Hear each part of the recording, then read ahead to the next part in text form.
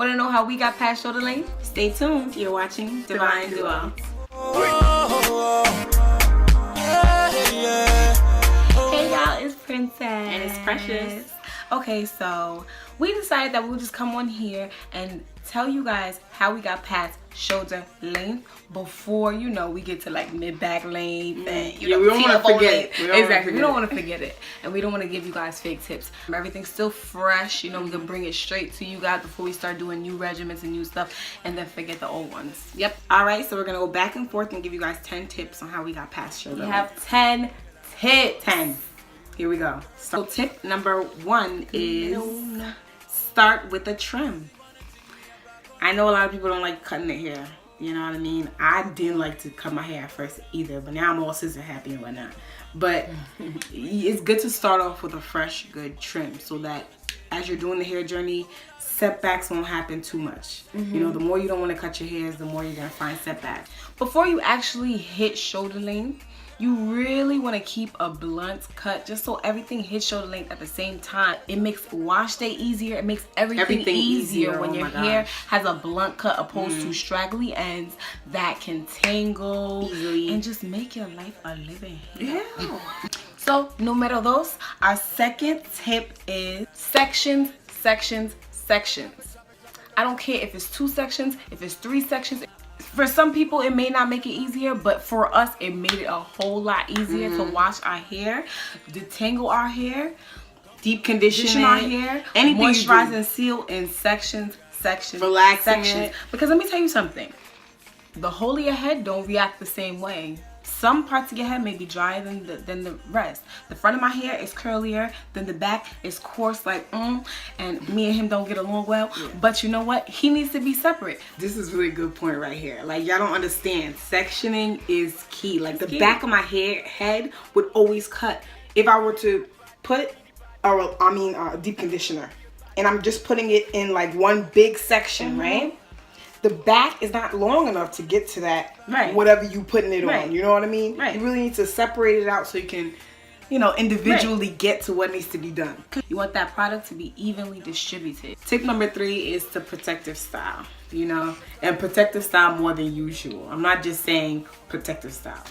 90% of the hair journey at that time when you're still above shoulder length, just put it away. There's no point in leaving it out. The hair journey to grow your hair past shoulder length is hard and slow on its slowest part. It takes so long. But in leaving it out, it hinders that speed as well, even more. Protective hairstyles where you have minimal amount of hair out is better at that point. Opposed to I'd rather you put your hair and tuck everything away than to do, like, you know, bunning. Yeah, bunning is great. Braid outs are great. But it's like, you're still getting to know your hair, which is one of the tips. So we're going to get to that later. But you're still, you know, getting to know your hair. I would recommend that you just tuck that bad boy away. And what comes with protective styling is also to, we already talked about it, but to clean out your hairstyles at that time is pretty good as well. So. Okay, shout out to the fact that we still have our protective styles in. Of course, it up a little bit. It's not coming out anytime soon. We got a few more weeks left. You already know. Yep, we got the whole October. Tip number 4, scalp massages. I used to always see, you know, people talk about scalp massage, and I just sit there and be like, I was one of those that would tell her all the time. And she'll be like, do the scalp massage, do the scalp massage. It's so now, we all know scalp massages promote hair growth by stimulating your follicles. Rubbing every section of your hair. Don't just do the sides.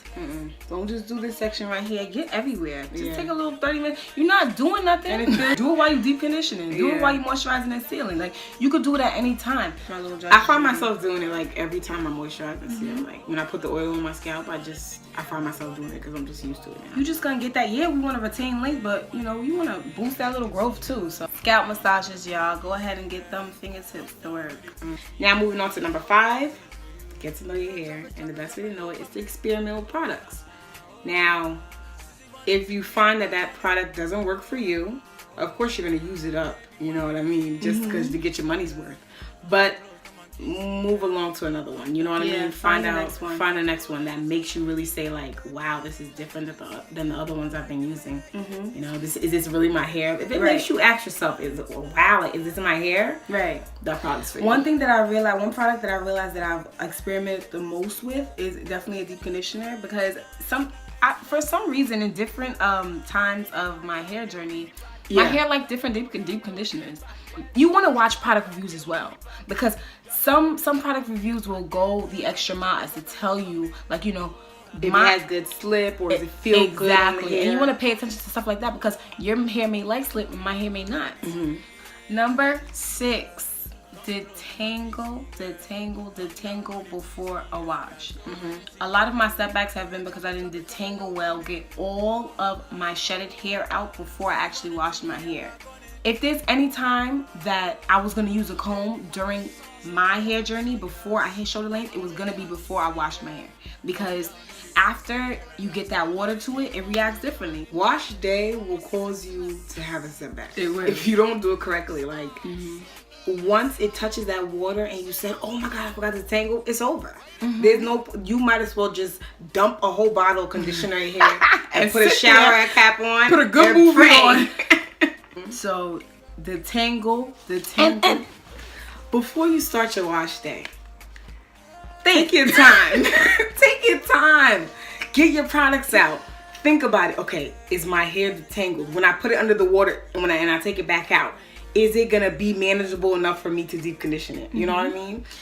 Especially if you're just now starting to learn how to take care of your own hair, write out your steps so you don't, like, you know, get all mixed up and be like, oh my God, too much to remember. Too much and stressing yourself out. Now, boop, you're losing hair right there too. And the more, you know, you start to get to know your hair and whatnot, the easier it's gonna get. Trust me. Tip number 7. It's really easy to, you know, get frustrated with your hair at times, especially when you're trying to grow your hair out and you keep hearing, you know, snaps here and there. You're seeing a lot of shedding here and there. It's really, you know, common for you to get frustrated and just want to rip through your hair, hurry up and get it over with.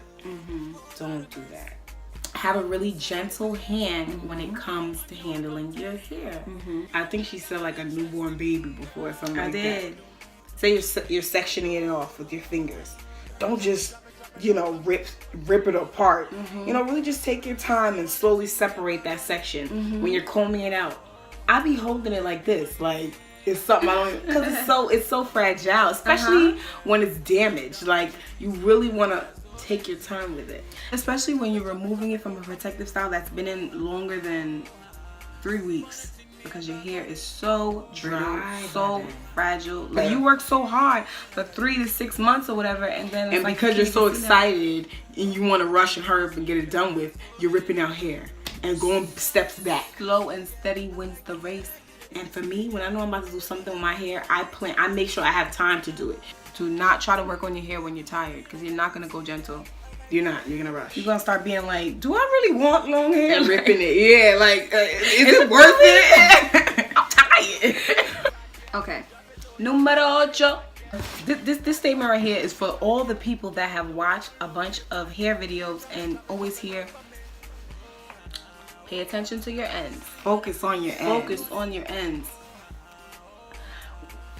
Are we trying to grow the end or the whole hair? Like, what are we trying to preserve? I do agree with focus on your ends, only because the ends of your hair, yes, they're the oldest. Yes, they're the driest. But don't say focus on your ends, especially not before shoulder length, because the ends ain't that far from the root. Put the product all over the strand. Focus on the whole strand, because this is the shortest your hair is gonna be. So just focus on, this is the easiest, like, you know, it's time. Your hair isn't even that long at that time. It's not even past shoulder length. So why not? Just, if you only focus on those ends while it's going, the ends are gonna appear thinner and thinner. There's gonna be so many different level of hair strands, and if you're just focusing on this right here, you're not focusing on the strands that end up here. And so how are those gonna prosper? Go down, yeah. And when you're Texlaxing, you have a bunch of different textures in your hair anyway. So there could be weaker parts that are in different portions of the hair. So you need to put that product everywhere. Now, I understand when they say focus more product on the end. Okay, that makes more sense. It's gonna dry out like that. Easier, so you want to put more product into it. The more I started to focus on every strand of my hair, the more thick my hair got. My hair got thicker. It started growing in fuller. Number 9 is quick. Don't jump on the bandwagon. Don't use any product just because you see other people using it or it's like the big thing out right now, because you'll be left with a whole bucket full of products that you probably didn't even like. Right, there's no number one product that's gonna grow your hair. Everybody's hair is different. That's it. Next. And last but definitely not least, patience. Paciencia. Take your Thanks. time with your hair. There ain't much to say. Like, have patience, because it's like, it's not gonna just like happen overnight. It's not. And don't expect it to. Because looking at other people's success is really gonna just discourage you. It's not a problem if it takes long, because the longer it takes and the more you know your hair, by the time you get to shoulder length, boom, you're gonna be at APL next. Then you're gonna be at mid-back lane next. Yeah, enjoy the journey. Yeah, enjoy the journey. Yeah, those braid outs or whatever you did, it's not gonna look like that again. Yeah. Ooh, yeah. Oh, scratch that. Enjoy the journey. Enjoy the journey. Let us know which tip you relate to the most. Or if you didn't see a tip here that you do use, go ahead and write that in the comment section below. We want to know. Yeah. I had so much fun making this video. Yeah, this was fun. This was fun. Thanks for stopping by again. If you like the video, hit the thumbs up. And if you want to join the PMP party, go ahead and hit the subscribe button. Thanks for watching. Bye. Drop it low, down low, be a bad girl. Who be the bad girl? Who be the bad girl? Drop it low, down low, be a bad girl. Girl, drop it low for me. Oh, ha, oh, ha. She wanna ting me a back on it. Oh, ha.